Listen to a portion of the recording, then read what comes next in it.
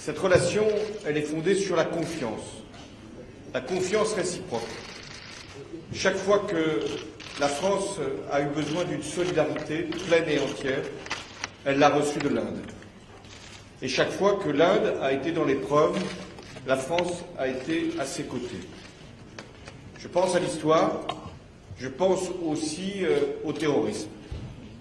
Les deux pays ont été frappés et nous avons toujours été ensemble face à ces agressions, à ces attaques, parce qu'elles nous concernaient de la même manière. Le Premier ministre de l'Inde dit souvent que chaque fois que l'Inde est attaquée, c'est comme si la France l'était, et inversement. Je tiens donc à vous remercier une fois encore, Monsieur le Premier ministre, pour la solidarité qui a été la vôtre lors des attentats qui ont ensanglanté le pays au mois de janvier dernier. De la même manière, j'exprime auprès de vous... January. And similarly, I express my indignation every time a terrorist is released when he is responsible for an abominable act. France and India work together. Up to governments are working together in order to ensure stability and the development of peace. We have a strategic partnership that was signed in 1998, and we have consolidated this partnership considerably during the Prime Minister's visit. First of all, we are fully aware that in the field of space we have celebrated the 50th anniversary of our cooperation, and we now share this technology, and we have the desire to pursue this partnership further. In the field of energy, especially when it comes to civil nuclear energy, which requires total trust, we have also signed important agreements in order to move forward on the iconic project of the construction of the EPR reactor in Jetapur. In the field of renewable energy, we have the desire to also be leaders in the matter in solar energy, in wind energy, and in general, when talking about energy efficiency, with the respective companies, we are going to conduct new projects over and beyond what we've already done so far. Coming to defense, which is an important topic because both our countries cherish our independence, because both countries want to fully harness this technology, because both countries want to share and cooperate in intelligence and in everything pertaining to effective counterterrorism in order to ensure stability and peace once again. So we have numerous joint projects in the field of missiles, submarines, as well as in aircrafts. All of you are aware of the Rafale issue, and I will leave it to the Prime Minister to express the contents of our discussion. But we wanted to reaffirm one important thing, the fact that we are able to harness and share technologies. And I am very keen on what the Prime Minister advocates, which is Make in India. It's not just a program, it's a real desire, it's an ambition that we share. And this is why our partnership is not merely a partnership restricted to the economy, even though the economy is indeed important. We want high levels of growth in both our countries, but we also have a global responsibility. We have a role to play in terms of stability, security, and peace. And this is the reason why France supports India, so that this very big country becomes a permanent member of the UN Security Council and should therefore be part of all the crisis resolution objectives. And also, coming to climate change, we have also discussed these issues in view of the upcoming climate change conference with Prime Minister Modi. And once again, we are perfectly in step when it comes to our desire and our analysis. We need India for this conference to be successful. We need its commitment. It is very important to reach a fruitful agreement in Paris. And in order to have a good, solid agreement in Paris, we need contributions from all countries in order to combat climate change and global warming. But once again, we have to make sure that financial commitments are made. And France would like to lead the way in this respect, precisely with this exceptional partnership that we have in India. We would like to have a joint approach. And in the years to come, we are going to earmark 2 billion euros to the development of an exemplary cooperation in the field of sustainable development and in the field of energy efficiency. We also want to share technologies, climate change technologies, and this will garner commitment from a lot of countries, including big countries such as India. So we have developed a Franco-Indian agenda for sustainable development. Finally, we would also like to show and prove that in a certain number of fields such as transportation, we have just signed a railway agreement, and there is also urban development, the 100 smart cities that the Indian government would like to launch. We would like France and French businesses to be part of this endeavor. Now, to conclude, on the human front, I would like to mention the fact that we've also addressed this dimension in Franco-Indian relations. And I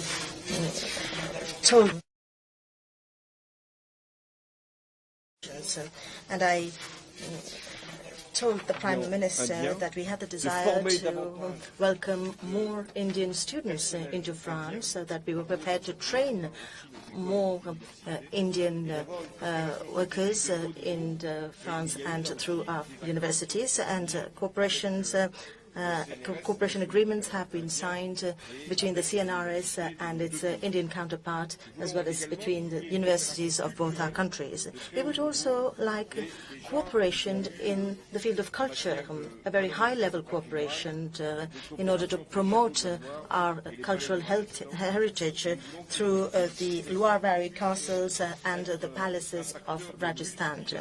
And we want to make sure that in this field we encourage more exchanges in the field of tourism, because I believe a lot of Indians want to discover France, and a lot of French tourists are very keen on visiting India as well. In the field of culture, once again, we would like to have exemplary cooperation in the field of cinema.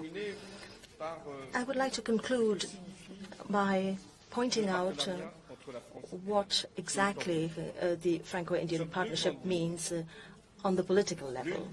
We are two large democracies.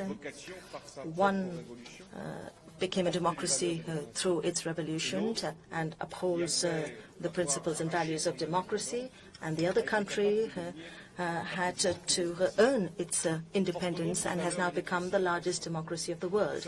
And we uphold the democratic values, these democratic values together, and we have the joint desire and the will to be involved in the resolution of some of the major issues in the world. We need to be exemplary in many fields, exemplary in the field of sustainable development. We have demonstrated this, exemplary when it comes to cross investments, exemplary in the cultural field, and exemplary as well on the political front. This is why the visit of Prime Minister Modi is so important for our country. Thank you very much. Thank you.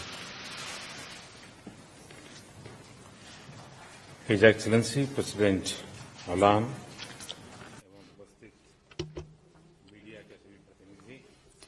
Excellency, journalists and representatives of the media, I'd just like to say that I am very happy to be here in France. मेरे स्वागत और सम्मान के लिए हार्दिक अभिनंदन करता हूं।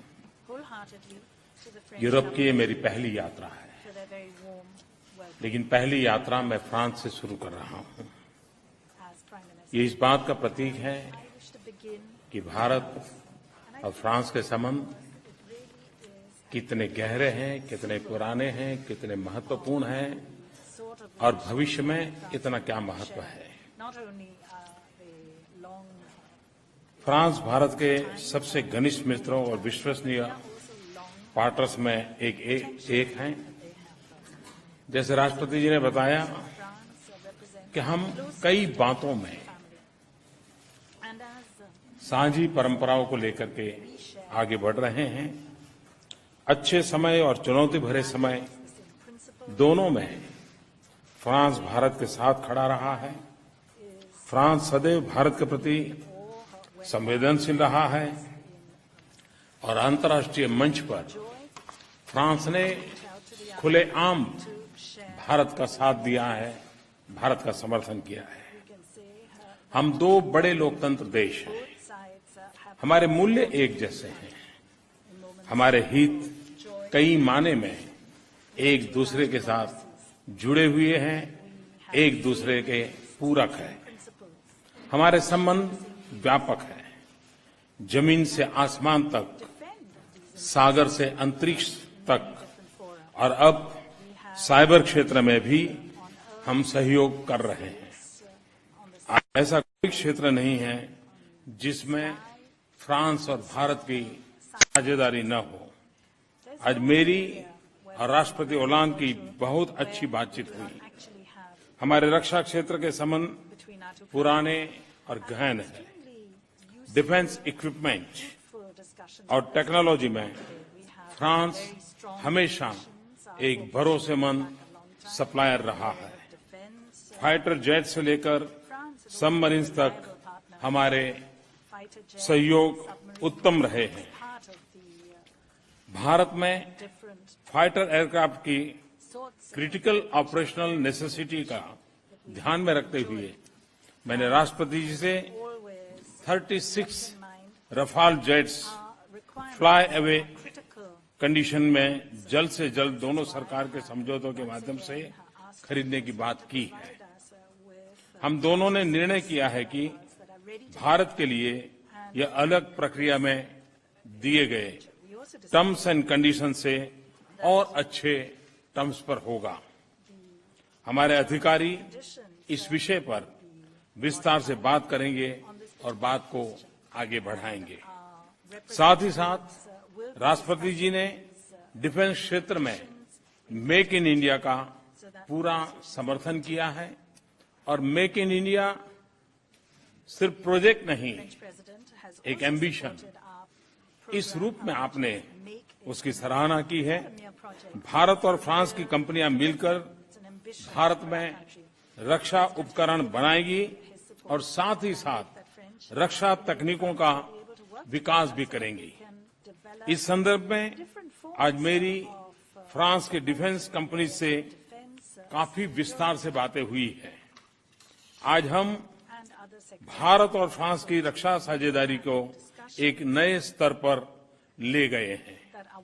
Nuclear power के क्षेत्र में फ्रांस भारत के प्रमुख साझेदारों में एक है।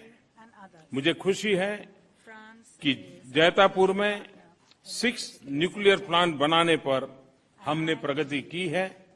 बिजली बनाने की कीमत को कम करने के संदर्भ में और अधिक तकनीकी समीक्षा और स्टडी करने के लिए दोनों पक्षों ने आज समझौता किया है। विशेष करके आज अरेवा और एलएनटी के बीच भारत में फोर्जिंग्स बनाने के लिए समझौता हुआ है और मैं मानता हूं ये समझौता बहुत ही महत्वपूर्ण है। मेक इन इंडिया का यह उत्तम उदाहरण होगा और भारत को एडवांस टेक्नोलॉजी के क्षेत्र में एक नई जगह मिलेगी। इंटरनेशनल एक्सपर्ट कंट्रोल रिजीम मैं सदस्यता के लिए भारत फ्रांस के ठोस समर्थन के लिए बहुत आभारी हैं। अंतरिक्ष सहयोग में भारत और फ्रांस ने 50 वर्ष पूर्ण किए हैं। मुझे खुशी है कि आज राष्ट्रपति जी और मैंने भारत और फ्रांस का एक संयुक्त पोस्टल स्टैम्प जारी किया है। हमने साथ मिलकर सैटेलाइट के निर्माण और लॉन्च में सहयोग को आगे बढ़ाने का निर्णय लिया है। भारत के मंगलयान मिशन के बाद हम अब मिलकर के प्लैनेटरी एक्सप्लोरेशन में भी सहयोग करेंगे। आज भारत में विश्व में सबसे तेज गति से आर्थिक वृद्धि हो रही है। भारत के विकास में फ्रांस बड़ा योगदान दे सकता है और उसका यहां पर भी आर्थिक लाभ होगा। आज सुबह मैं इंफ्रास्ट्रक्चर क्षेत्र में फ्रांस की इंडस्ट्री से मिला था। राष्ट्रपति और मैं अभी सीईओ फोरम से भी मिले। मेरा विश्वास बढ़ा है कि फ्रांस की कंपनीज भारत में निवेश बढ़ाएंगी। भारत के रेलवे इंफ्रास्ट्रक्चर के नवीनीकरण में भी हम सहयोग करेंगे। मेरी सरकार के अन्य पहले जैसे कि skill development, renewable energy, energy efficiency, smart cities, digital India क्षेत्रों में हम फ्रांस के साथ मिलकर के आगे बढ़ेंगे। साइंस एंड टेक्नोलॉजी हमारे संबंधों का अहम स्तंभ है। आज 2 महत्वपूर्ण समझौते हुए हैं। मैं ओशन इकोनॉमी का सस्टेनेबल विकास यानी कि ब्लू रिवॉल्यूशन पर बहुत बल देता हूं। इस संदर्भ में आज मरीन बायोलॉजी के क्षेत्र में समझौते का विशेष स्वागत करता हूं।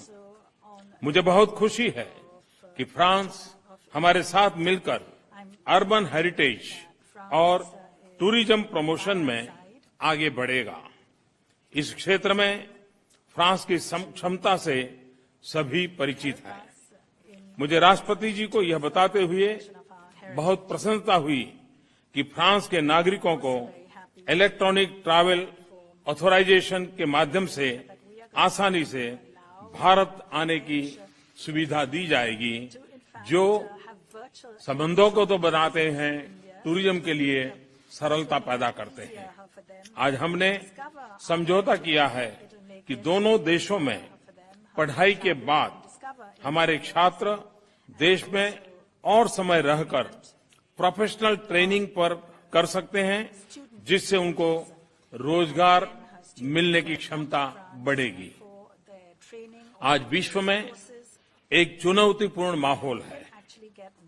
कई क्षेत्रों में उथल-पुथल हो रही है, जिससे सभी प्रभावित हैं।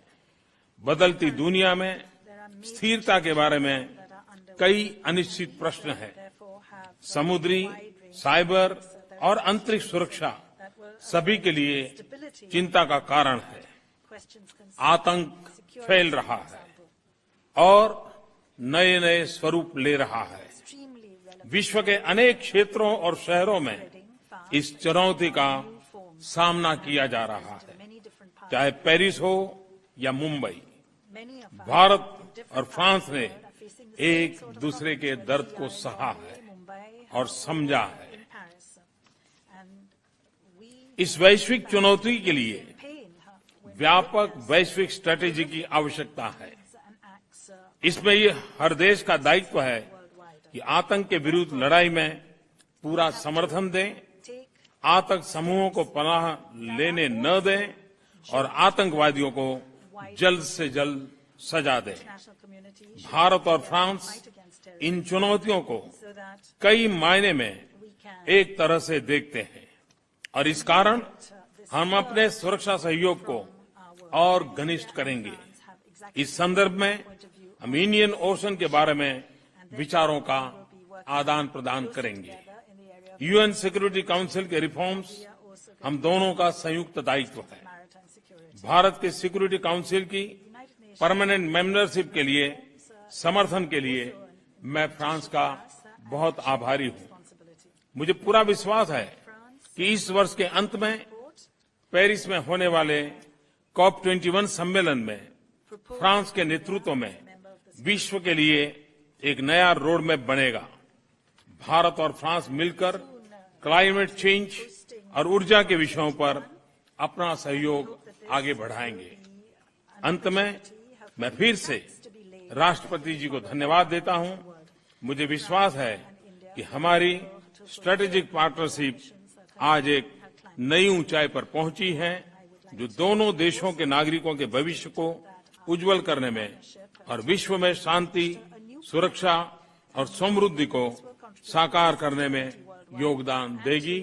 बहुत बहुत धन्यवाद।